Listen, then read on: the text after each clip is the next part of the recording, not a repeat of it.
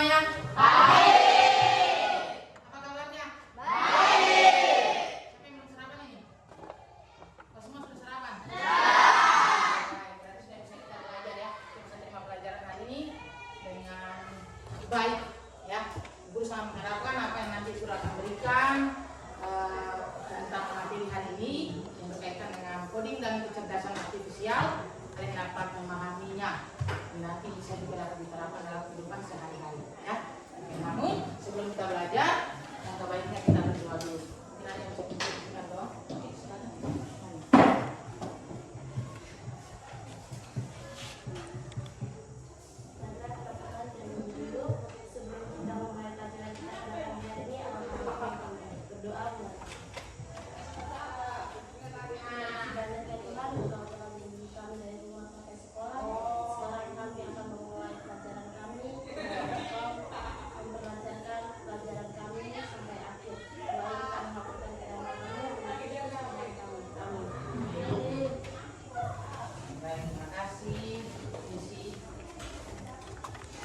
Ya, sebelum kita lanjut lagi, gue mau cek dulu kehadiran kalian. Siapa yang tidak hadir hari ini? Yoris. Ketua kelas ya, Yoris. Siapa lagi? Satu orang saja. Baik. Langsung saja kita lanjut dengan kita punya materi. Materi kita hari ini berkaitan dengan literasi algoritma dan konten, ya, konten digital. Bicara soal literasi algoritma dan konten digital. Sebelumnya kalian sudah pernah mempelajari tentang coding ya, karena coding kan kalian dari awal semester kalian sudah belajar sehingga itu melanjutkan materinya. Namun lebih memperdalam lagi. Ini kemarin masih berkaitan dengan kode-kode. Nah, sekarang kita mulai masuk dengan konten ya, konten digital. Namun ada syarat dan prasyarat yang harus kita lihat bersama ya. Karena sekarang berikut tujuan kita dulu di sini. Tujuan pembelajaran kita di sini adalah yang pertama, guru sangat mengharapkan ketika nanti guru menjelaskan ke kalian hari ini, kalian bisa mampu mengelola dan menganalisis data. Data yang mana? Data yang berkaitan dengan kecerdasan artifisial atau AI. Dan kita berarti konten-konten AI. Yang kedua yaitu menyusun algoritma atau urutan.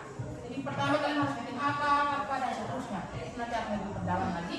Yang berikutnya membuat dan menyebarkan konten digital yang relevan, etis dan menarik. Jadi bukan sekedar kita memposting atau mempublikasikan konten saja, tapi ada dia punya batasan-batasan tertentu atau ada dia punya tertentu ya. Yang berikutnya, lewat daripada tujuan ini ada manfaatnya. Manfaatnya untuk apa kalian pelajari berkaitan dengan AI, apalagi punya zaman sekarang ini era digital, itu kita sudah banyak mulai tidak bisa membedakan antara mana itu yang dibuat oleh manusia, apalagi kalau kalian sering lihat di internet ya, kan dibuat oleh manusia, apa yang dibuat oleh robot ya. Itu hampir mirip ya jadi nah, manfaatnya untuk kalian belajar itu apa? Untuk kalian itu bisa meningkatkan kemampuan berpikir logis dan sistematis ya. Jadi kalian bisa membedakan bagaimana orang tidak mudah untuk membohongi kalian. Kan zaman sekarang kalau sudah pakai AI, video call saja bisa menggunakan orang lain punya wajah, padahal kenyataannya orang lain juga ya. Jadi selalu memanfaatkan hal-hal yang dimaksud. Berikutnya adalah melatih pola pikir kritis dan efisien. Pola pikir artinya konten apa yang lebih tepat yang harusnya kalian publikasikan. Apakah ini layak atau tidak, atau bermanfaat untuk orang lain yang menonton atau tidak ya. Yang berikutnya menjadi pengguna teknologi yang cerdas. Jadi ketika kalian sudah bisa membuat konten, sebenarnya bisa menghasilkan juga. Kebanyakan kan sekarang kan konten kreator ya, kreator itu banyak menghasilkan uang dari situ ya, berarti menguntungkan dirinya sendiri. Namun apa yang dipublikasikan juga bermanfaat untuk orang lain. Berikutnya lagi untuk meningkatkan kreativitas dalam membuat konten. Selanjutnya untuk menemukan etika dan tanggung jawab dalam digital. Jadi ada etikanya ya, sampai ketika kalian posting kalian punya konten entah itu di media sosial baik TikTok atau Facebook dan lain-lain, itu ada komunitas tersendiri ya. Jadi komunitasnya kalau melihat kalian punya kontennya itu tidak sesuai, maka nanti akan ada dikasih peringatan. Kalau kalian masih membuat yang sama yang tidak sesuai lagi, berarti nanti akan diblokir, kalian punya akun permanen ya. Itu jadi harus diperhatikan supaya tidak salah untuk menentukan etika dalam mengakomodir. Berikutnya lagi membantu pengembalian keputusan berdasarkan data. Baik. Selanjutnya berbicara tentang konsep dan berpikir komputasional. Ya. Konsep dan berpikir komputasional itu ada 4 bagian. Di antaranya ada dekomposisi, yaitu memecahkan masalah yang besar menjadi bagian yang kecil. Salah satu contohnya misalkan saja kalau kalian mau buat denah kelas, ya, denah kelas. Yang pertama di bagian atasnya ada wali kelas, kemudian di bagian bawahnya lagi ada setelah wali kelas yang lagi di bawah ada terus jadi dari yang tadi yang umum yang besar tadi dia akan terpecah. Kemudian di bawahnya lagi ada anggota. Kalau piket juga sama ya. Kalau itu dalam penyusunan piket juga sama di dalamnya anggota ya. Itu untuk yang dekomposisinya. Yang berikutnya pengenalan pola. Pengenalan pola itu menemukan kesamaan dari data atau peristiwa. Ya. Jadi kalau kita perhatikan polanya di situ, kalau pola misalkan saja dalam pemilihan ketosis contoh. Dalam pemilihan ketosis pasti ada yang memilih yang sama, ya. Ada memilih anggota, misalkan saya pilih nomor 21, saya yang memilih nomor 2, ada lagi yang pilih nomor 21 dan seterusnya, ya. Itu berarti ada kesamaan itu dalam menentukan data atau peristiwa. Yang berikutnya lagi abstraksi, mencari informasi yang lebih penting. Mencari informasi yang lebih penting artinya misalkan saja kalau seandainya teman di luar daerah nih, dia hubungi kalian, ya. Hubungi kalian, kamu di situ tinggal di mana? Oh saya ini tinggalnya di Jagebok Mimi. Kalau mau menjelaskan ke teman itu kan agak susah ya menjelaskan. Tapi bagaimana untuk kalian bisa menyampaikan itu? Tanya saja yang harus saya sampaikan. Tidak mungkin saya datang lagi. Kamu nanti turun dari bandara, kemudian nanti kalian naik mobil. Kayaknya mungkin lokasi-lokasi tertentu saja yang umum, yang ketika nanti teman dia buka di mapsnya tidak terbaca. Yang penting-penting saja disampaikan ke teman supaya teman itu dia bisa ada gambaran juga, karena kan sekarang sudah terpantau oleh maps ya, bisa ada gambaran. Jadi yang tidak penting ya tidak perlu disampaikan, yang penting-penting saja. Yang berikutnya tentang algoritma, membuat langkah-langkah penyelesaian yang sistematis. Jadi langkah-langkah untuk misalkan saja kalau kalian pembuatan, contohnya kalau membuat teh, ya, pertama kalian buat apa, selanjutnya kemana, apalagi yang terakhirnya apa, langkah-langkahnya harus jelas, ya, secara sistematis atau dia punya strateginya secara otomatis, ya. Yang berikutnya untuk lebih penjelasan lebih lengkap lagi, guru akan berikan sebuah video untuk kalian bisa menonton bersama.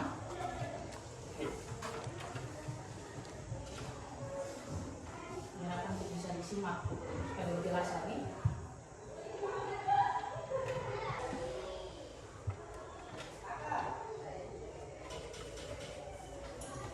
Pengenalan computational thinking. Hai teman TC, coba tebak apa artinya computational thinking atau berpikir komputasional? Adakah yang bermata jeli dan melihat kata komputasional di sini? Jadi mungkin ada hubungannya dengan komputer ya? Iya, betul sekali. Coba buat kamu yang sudah menerap dengan benar. Berpikir komputasional adalah proses berpikir untuk menyelesaikan masalah dengan efektif dan efisien. Dalam ilmu komputer, proses berpikir ini dilakukan sebelum mulai menulis coding atau pemrograman. Jika sudah direncanakan dengan baik, maka coding yang ditulis akan sesuai dengan kebutuhan dan dapat diselesaikan dengan cepat dan tepat. Tapi ternyata berpikir komputasional juga bisa dilakukan tanpa pengetahuan dan tanpa internet loh.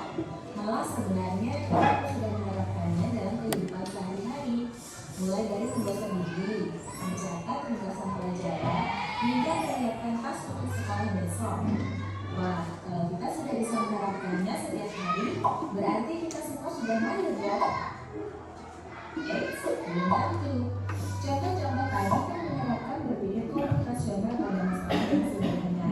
Masih banyak masalah yang lebih kompleks, seperti misalnya mengatur keuangan bulanan, apa yang harus dilakukan kalau kamu tersisa di tengah memilih jurusan dan karir. Lalu yang lebih penting lagi, ketika kamu dewasa nanti, kamu akan menghadapi era industri keempat dan bahkan lima. Di sini kamu perlu kecepatan untuk memanfaatkan dunia digital, mulai dari mencari dan memilah informasi yang kamu perlukan, hingga menggunakan informasi itu untuk membuat keputusan penting dalam hidup. Menghadapi masalah kompleks kehidupan di masa sekarang dan masa depan ini mirip seperti merencanakan poin yang sudah dibahas sebelumnya. Kuncinya adalah memahami masalah yang tuntas dan mencari cara menyelesaikan yang efektif dan efisien. Nah, kalau begitu, bagaimana Anda kita bisa berpikir komputasional? Sekarang kita bahas ya 4 landasan dari berpikir komputasional. Yang pertama, dekomposisi. Dekomposisi artinya membagi masalah kompleks ke bagian yang lebih kecil agar mudah diselesaikan. Misalnya, kamu ditunjuk jadi ketua panitia lomba 17-an. Maka, untuk memudahkan pelaksanaan, kamu bisa menunjuk panitia bagian acara, konsumsi, komunikasi, keamanan, dan lainnya. Yang kedua, pengenalan pola.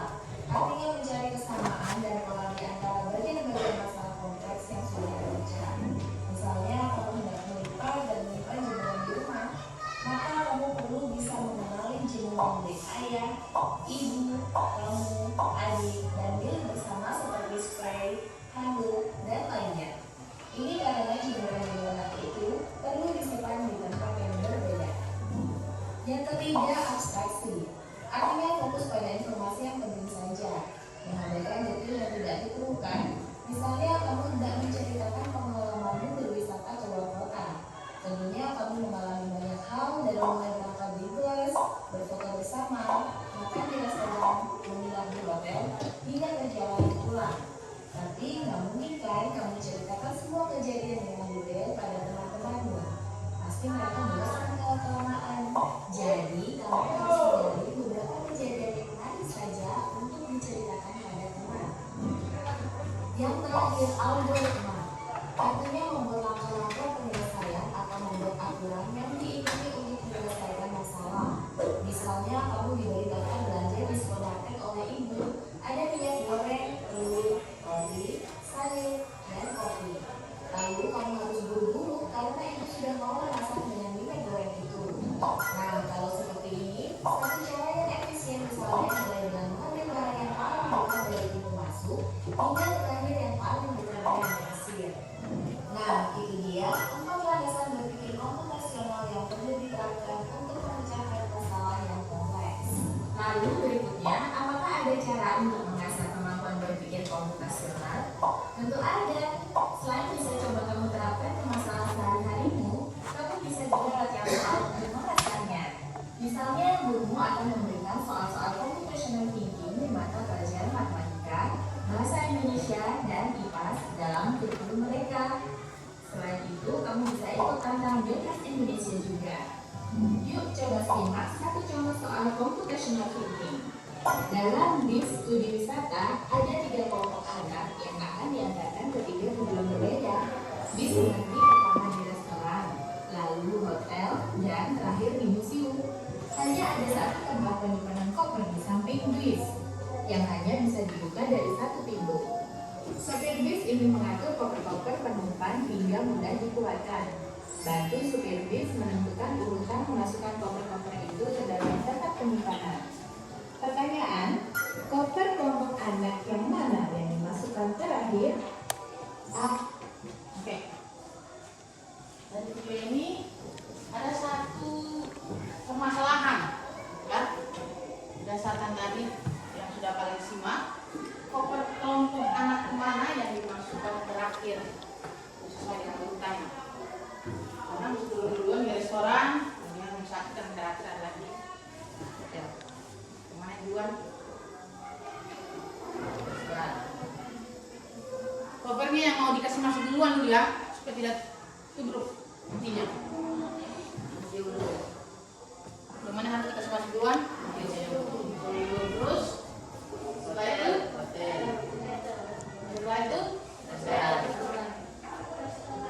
restoran yang paling terakhir. Kalau begitu yang paling terakhir, di sini pertanyaannya koper kelompok mana yang paling terakhir dikasih masuk?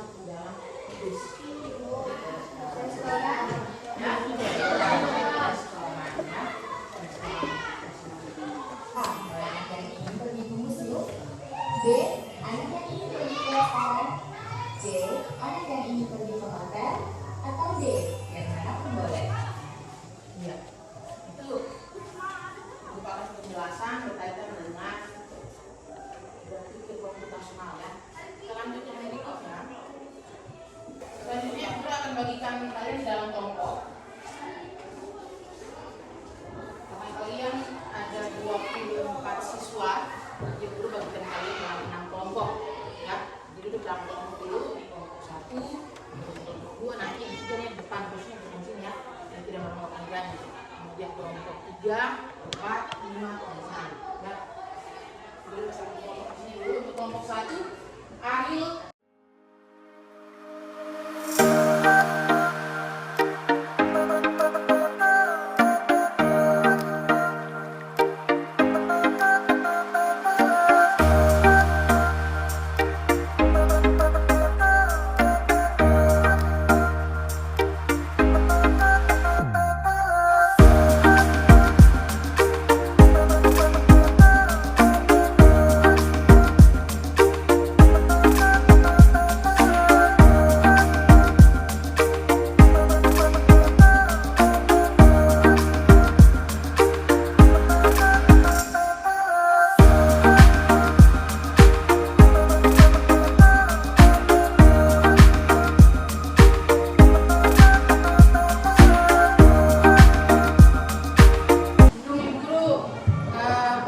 Mengarahkan kalian untuk berdiskusi dalam kelompok. Kita masih ada lanjutan materi berkaitan dengan interaksi tadi ya. Ya, sekarang perhatian lagi. Yang berikutnya adalah pengolahan data. Pengolahan data di sini ada terbagi menjadi 3, yaitu jenis data kualitatif dan kuantitatif. Kemudian yang berikutnya adalah sumber data.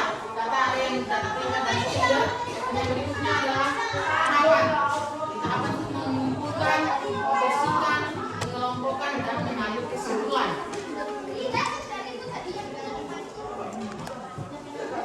Berikut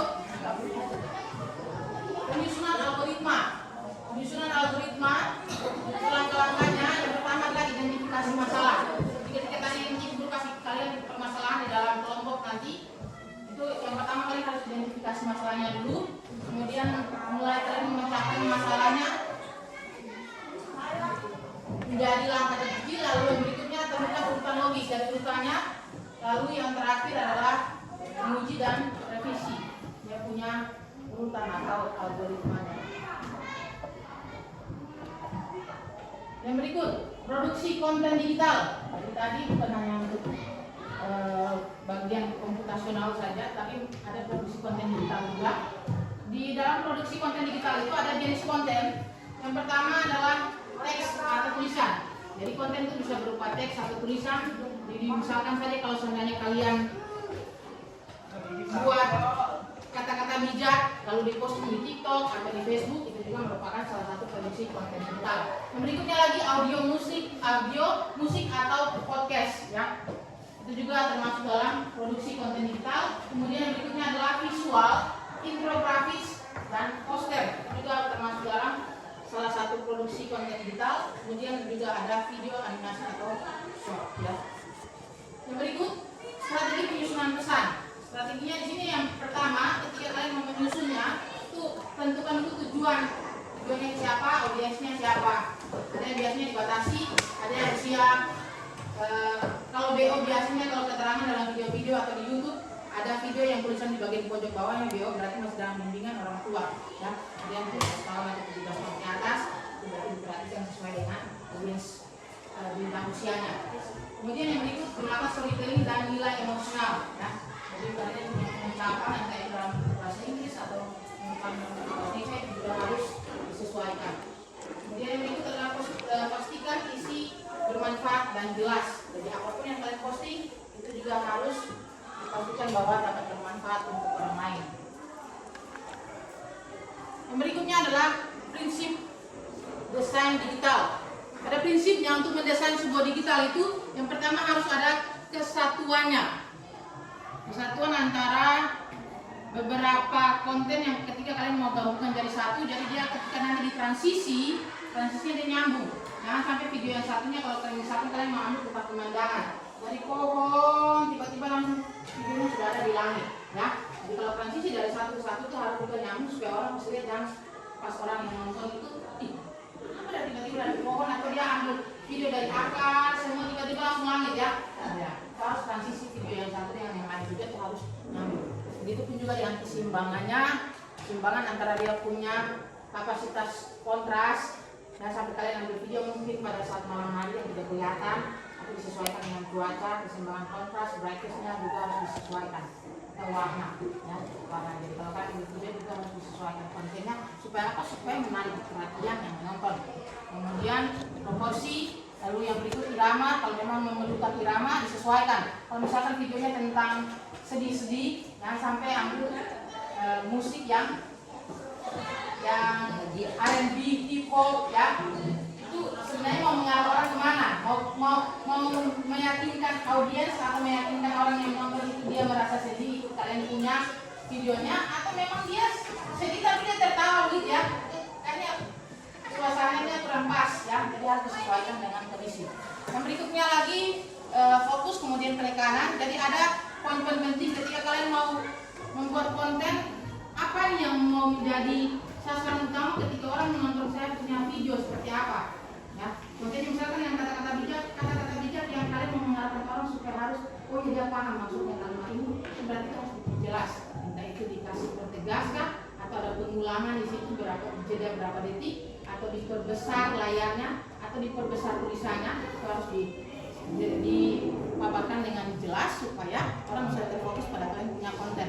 Kemudian kontras seperti tadi itu sudah jelaskan, repetisi, dan yang berikutnya merupakan salah satu contoh ya. Jadi contoh-contohnya bisa dalam bentuk desain poster, bisa dalam bentuk thumbnail video, atau dalam bentuk layout presentasi.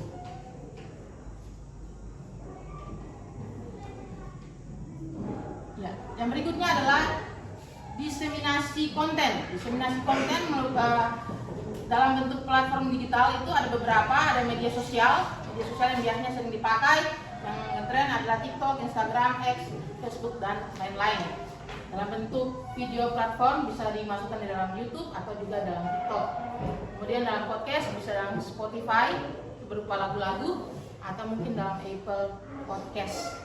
Dan yang terakhir adalah blog dan website, itu juga bisa kasih masuk dalam marketplace digital atau perform dalam berbagai dokumen. Jadi bisa kalian punya, kan zaman sekarang itu ada satu fitur AI yang bisa membuat game. Jadi robot itu yang bisa membantu kalian dalam membuat game. Yang membuatan kalian bentuknya kalian seperti apa, instruksinya seperti apa, deskripsinya seperti apa. Kalian maunya game seperti apa ya? Kayak misalkan kayak yang kalian pernah sering bermain, gimana yang biasanya kan sering main? Selain itu Roblox ya, ada Roblox juga. Roblox itu merupakan salah satu game yang menggunakan coding atau kode-kode dalam kecerdasan artifisial.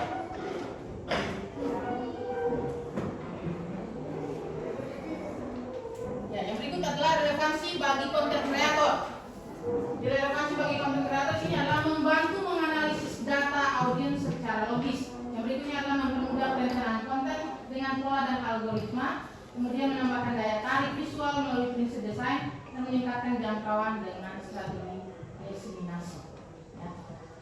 Merupakan bagian-bagian juga di dalam konten digital. Jadi bukan hanya saja kalian sekedar memposting lalu orang menontonnya, tetapi harus perhatikan hal-hal yang sudah Ibu jelaskan dari tadi. Bisa paham semua? Nah, sekarang boleh lihat kalian punya lembaran kerja di situ dalam kelompok. Tebal itu berarti tugas yang harus kalian isi di situ dalam kelompok, diskusi dalam kelompok dulu, karena itu bebas ya, bebas di situ. Topiknya dimulai dari sekarang.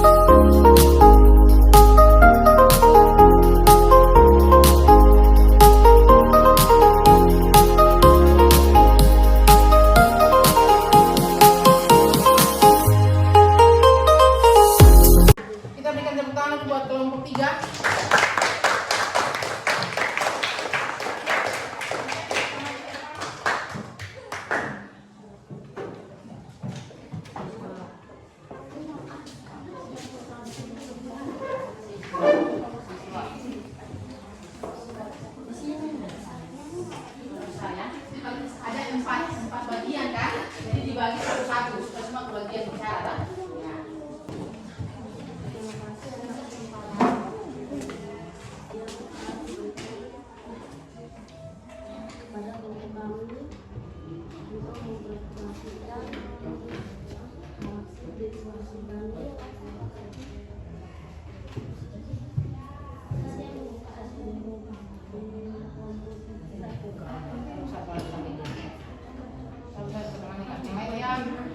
lain boleh diam, belajar untuk bisa menghargai teman yang lain.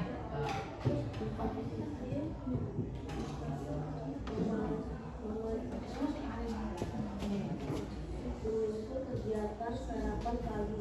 Masalah besar membuat dan menyantap sarapan pagi. Bersama menjadi langkah-langkah tersebut. Kita langkah-langkah 5 untuk menyelesaikan kegiatan berikut ini. Yang lain boleh nyimak. 1. Menyiapkan bendera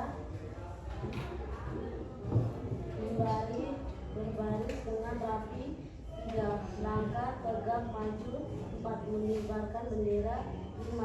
Menaikkan bendera. Berikut.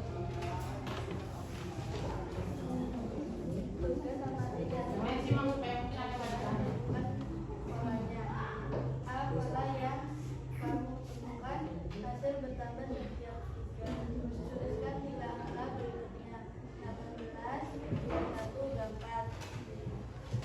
Tugas kamu diminta menjelaskan berangkat kesempatan kepada teman dari luar kota.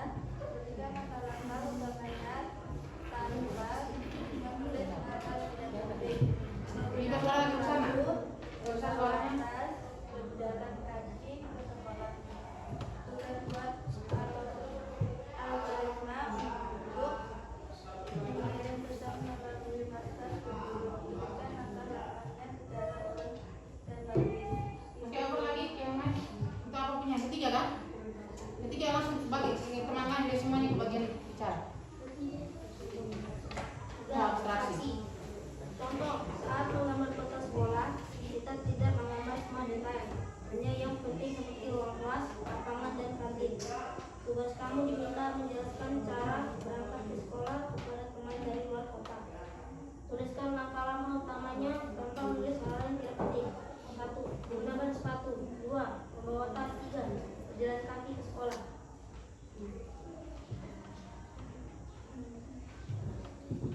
4.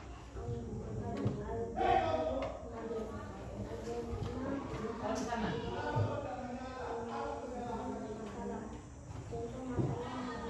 Kenapa suara agak besar lagi?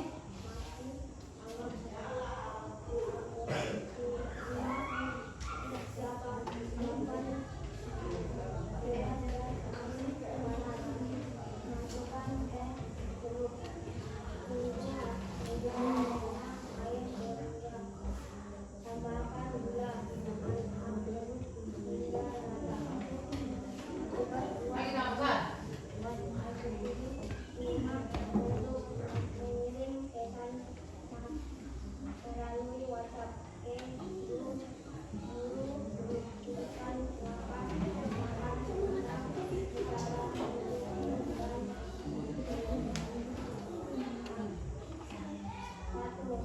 siapkan pulsa. 2. Buka WhatsApp. 3. Cari nomor guru. 4. Pesan 5.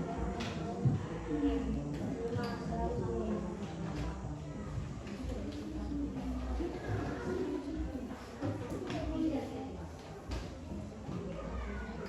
Prakteknya. Rasa. dari keempat konsep seperti Komunikasional. bagian mana yang paling mudah kamu pahami?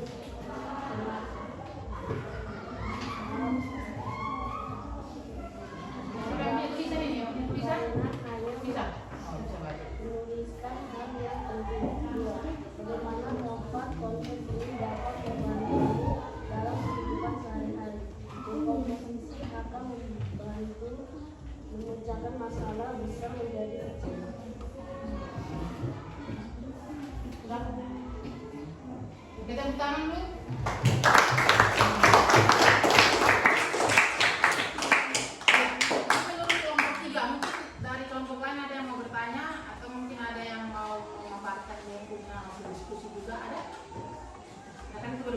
ya. Jadi sesuaikan dengan kalian punya tahapan masing-masing. Ada yang mau bertanya? Kelompok 1, 2, 4, 5, 6. Berarti yang dijelaskan teman-teman tadi sudah jelas. Kalian bisa membedakan ya dalam 4 tahapan ya, bisa? Oke, baik, tepuk tangan dulu.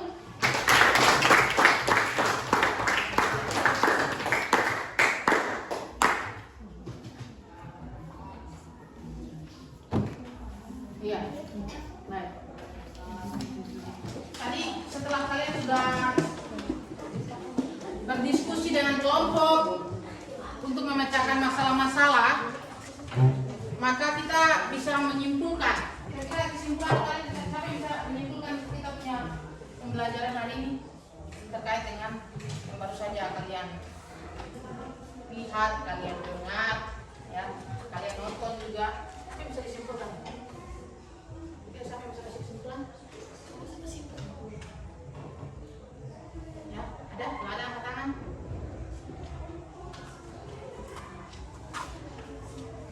Kesimpulannya? Jadi 4 tadi yang tentang dekomposisi, ya, kemudian mengenal pola, lalu abstraksi, kemudian yang terakhir itu adalah algoritma. Apa yang bisa disimpulkan? Ada atau tidak? Kalau ada angkat tangan, ayo. Kalau ada yang berani berbicara, guru kasih poin buat dia. Apa poin ya? Iya. Ada? Kalau ada angkat tangan. Oke, baik. Apa yang bisa disimpulkan?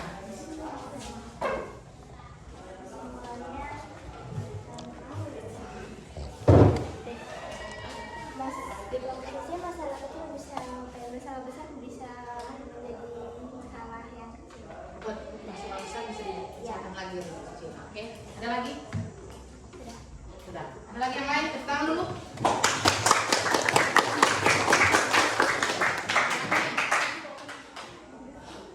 Yang lainnya? Tadi Shirley itu versinya dekomposisi. Mungkin ada yang versi yang lain lagi? Menyimpulkan? Karena masih ada 3 bagian lagi tuh. Ada ya? Ya, ada dekomposisi, kemudian ada pengenalan. Tadi kalian punya permasalahan tadi tuh. Ada 4 poin. Yang buat kasih warna biru itu semua ada poin-poinnya. Ya. Ada lagi kesimpulan lain? Ini versinya abstraksi seperti apa? Bisa disimpulkan lagi kembali. Kan yang tadi sudah mengulang terus itu pembahasan dari 4 poinnya.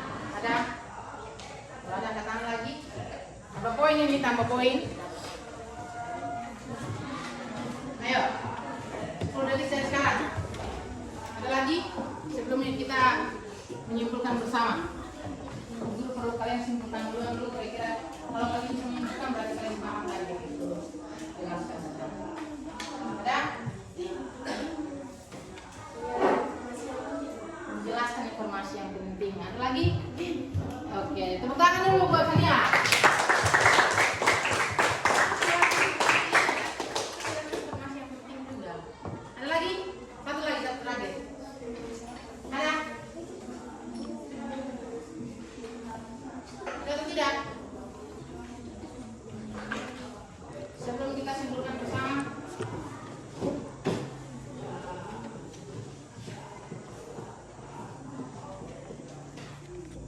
Kelompok 3 mungkin tadi kelompok 3 yang jelas ke depan tadi. Ada yang bisa disimpulkan di situ nanti dari 4 bagian yang tadi kalian tulisnya, kalian termasuk semua tadi sejarah. Ya. Bisa disimpulkan. Tadi tadi dekomposisi. Tadi Sania itu informasi yang penting-penting saja, berarti abstraksi. Nah, berarti masih ada 2 lagi nih belum itu. Ayo.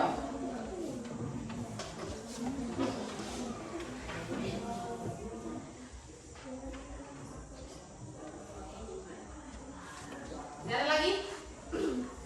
Berarti 2 orang saya dapat poin, tidak ada lagi kan? Sekalian tadi semangat dulu kalau tidak ada lagi. Ya? Akbar mungkin Akbar? Sudah.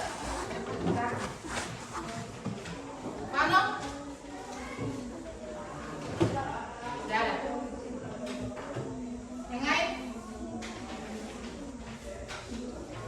baik. Guru kembali dulu ke yang 4 poin tadi dulu. Kalian masih ingat 4 poin tadi apa saja? Ada apa saja di komposisi terus? Pola, terus abstraksi, algoritma. Oke. Dekomposisi itu yang seperti apa tadi? Kalau tadi kan kalian nonton video tadi. Iya, dekomposisi seperti apa? Pemecahan masalah besar menjadi kecil. Kalau pengenalan pola,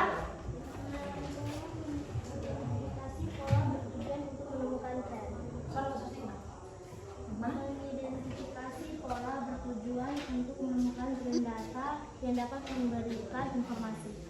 oh, mengidentifikasi data ya. Yang berikut kalau abstraksi, Menyaring informasi penting.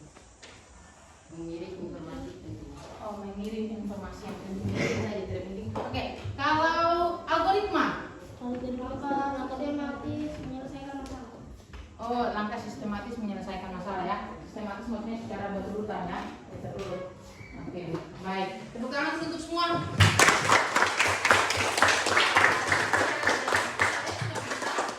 Dalam kalian sudah bisa untuk memberikan kesimpulan. Harusnya tadi kalian angkat tangan saja, jangan takut-takut nanti guru pancing lagi kembali baru kalian jawab. Ya, baik ya. Itu merupakan kesimpulan dari kita punya pembelajaran. Guru sangat mengharapkan supaya ketika nanti kalian pulang di rumah dapat diterapkan dalam kehidupan sehari-hari. Seperti yang tadi dalam video ya. Yang video mungkin bantu mama lipat pakaian. Oh, ini pakaian adik, ini pakaian kakak. Jadi kalian bisa memisahkan satu dengan yang lain ya. Jangan amburadul semuanya ya. Nanti kalian jadi saat nanti mama bisa marah kan? Ya.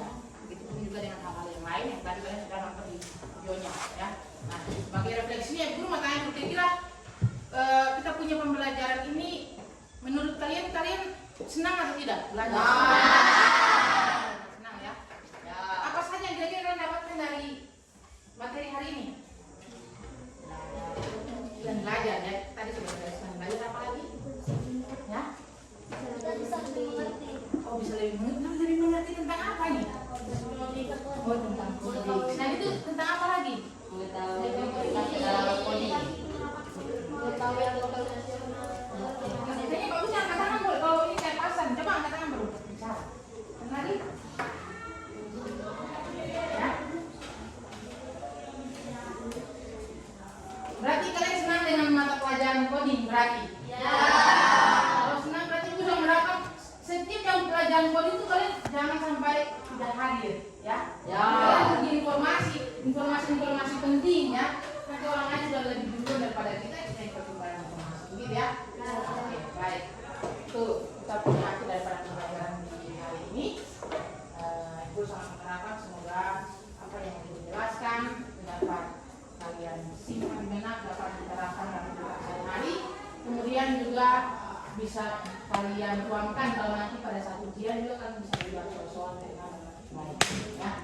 Untuk berarti kita punya pembelajaran angka bagusnya kita berdoa lagi supaya bisa apa yang kalian terima juga bisa masuk di sampai kira-kira mampu pintar dan doang tapi